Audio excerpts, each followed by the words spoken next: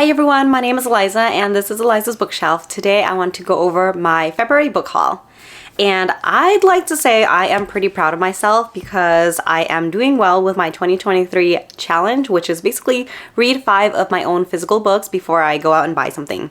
And so for February, I have gotten a few books, but basically it's just from my subscriptions and the one thing that I bought from my challenge. And so let's go over my subscriptions. First is my fairyloot book. I think it's the January YA book, and it is called Spice Road. I looked a little bit more into this book and what it's about, and it sounds amazing. First of all, the book itself looks so good. I have a little scuffs up here, but I'm overall not too peeved about it. I know some people can get very annoyed, but back to this book, it sounds amazing. And so if you guys have read it already, let me know what you think. But basically you have like this magical world where if you drink this specific spice, then it awakens your affinities towards like, you know, specific stuff. So this main character has an affinity towards iron. And so when she drinks this spice stuff, she's like the best swordsman or whatever. I think 17-year-old Amani can wield a dagger like no other when she drinks this stuff. And so she gained a reputation for like being the best person who battles jinns, ghouls, and stuff like that, and monsters across the sand. And so she's pretty well off and making a name for herself, right? But you have her brother who is up to no good, and he is actually caught stealing the nation's spices, this, you know, magic stuff. Sign of magical obsession, apparently. And so after that, he's like wanted and he disappears, and Amani is like basically kind of mourning his disappearance. He's like, my brother's up to no good and I can't find him. What is going on with him? She is caught between duty to her nation and also to her family, like finding her family. In the midst of all this, she teams up with this other person who is a beast seer. I don't know. So I think there's some sort of, you know, love interest going on in there, but it sounds so crazy. I love reading about books like this. Sounds like a great magic system. So that's the book that I got from fairyloot, and I got 3 books from the book of the month in February.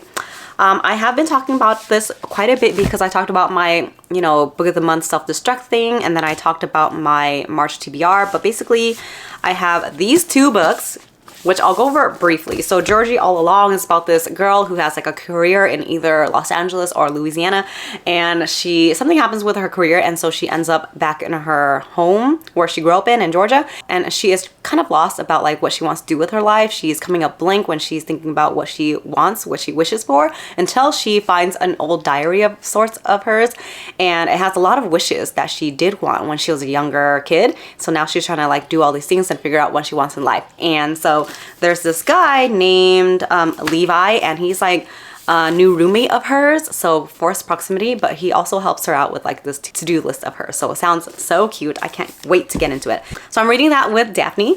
And the next one is The Writing Retreat, and this is basically about this novelist who is kind of down in the dumps and feels like she's on the cusp of quitting, and then she gets an invitation to this writing retreat out in the middle of nowhere. But a lot of people are involved too, or invited, like her rival, another famous author. And so they go there. When they get to the writing retreat area, they say they have a whole month to write a novel. I don't know if it's supposed to be about the same thing, but basically whoever writes the best novel wins. And so they're doing their thing, but then in the middle of it all, someone vanishes. And so they're trying to figure out what is going on before she herself vanishes too. So that sounds crazy. The next one I got is Susanna Clark's, oh sorry, something's going on up there. I think the kids are taking a bath. Anyways, so the next one is Susanna Clark's Piranesi. And I don't know much about this, and I feel like a lot of people have been saying that's the best way to go into this book, just going in blindly. But you have Piranesi who is in this house, and I imagine kind of like the Winchester house. Basically, you have like doors leading to nowhere. There's a lot of hallways and stuff like that. It's a big house and a lot of mazes. And then Piranesi, someone keeps contacting Piranesi and asks about knowledge. I don't know, but Piranesi finds out that someone else is in the house. I honestly have no clue, but I know a lot of people, they say they like it or they don't. So it's really like divided, but I'm hoping to really like it. And it's not even that long of a book. It's just about like 230 pages, so it's not that long. And so hopefully if I'm so confused, I won't be like confused for long. The last thing I got was a gift to myself after reading 5 books. It is the box set of Shatter Me.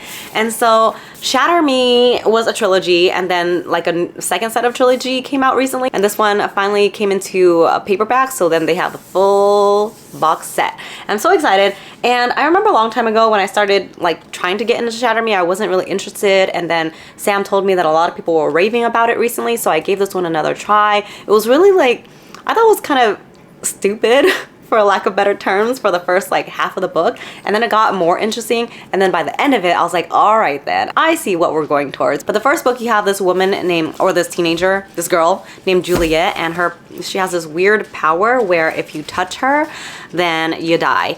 And so she's like really traumatized. She doesn't want to touch anyone, she doesn't want to hurt anyone, and it starts out with her being imprisoned and isolated. She hasn't talked to anyone for like hundreds of days, so she's weird. She's like, you know, she's a little bit not herself. And so you find out more about the world and this reestablishment. And I think the reason why I was like, I don't know what's going on with this book is because I didn't have like a full grasp of what exactly is going on in the world. Like, why is it so terrible? What is this reestablishment? But you know a little bit more about it by the end of the book. So I am excited to read more of this. And I think they're like pretty quick reads. I am on the second one, and the second one actually looks to be the chunkiest, but overall they look to be the same size.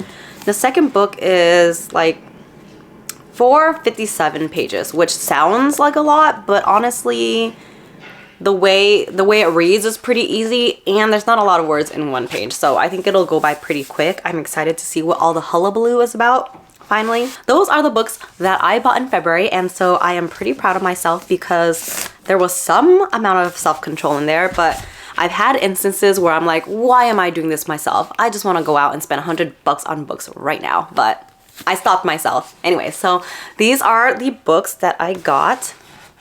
If I can get them up. Yes, these are the books that I got in February. Not too shabby. All right, well, I hope you guys liked my February book haul. Thank you so much for joining again. I will see you next time. Bye.